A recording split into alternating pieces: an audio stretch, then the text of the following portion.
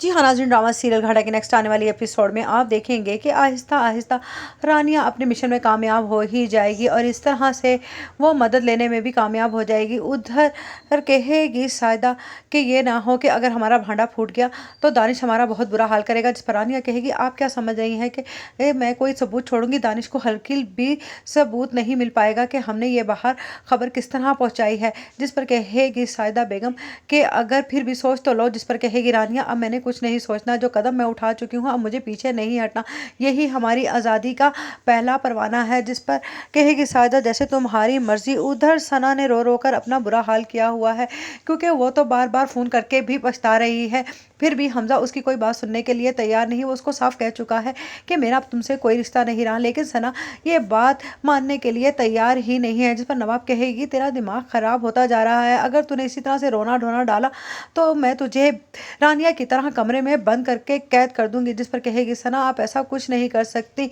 उधर दानिश अपनी शादी के लिए पागल हुए जा रहा है और अपनी माँ से कहेगा कि जो काम करना है वो करके आप फारिग क्यों नहीं हो जाती। जिस पर नवाब कहेगी तुझे सिर्फ शादी की पड़ी है, तुझे घर के मामला से तो बिल्कुल ही बेखबर हो गया है, अगर वो लड़की इस घर में आ गई तो तू बिल्कुल ही हमसे तो हाथ उठा लेगा। जिस पर दानिश कहेगा ऐसा कुछ नहीं होने वाला, बस आप मेरी शादी की तैयारियां कीजिए। जिस पर कहेगी नवाब लेकिन इस रानिया का क्या करना है, ये ना हो कि ये पागल हो जाए। जिस पर कहेगा दानिश मैं इसके पागल होता ही तो देखना चाहता हूँ। उधर हमजा कहेगा कि आप जानती हैं कि दानिश को उसकी जॉब से क्यों निकाला गया था, वो पहले से ही बहुत बड़ा फ्रॉड है। मुझे तो ये समझ नहीं आ रही कि मैं उसकी हकीकत उसकी असलियत पहले क्यों नहीं जान पाया।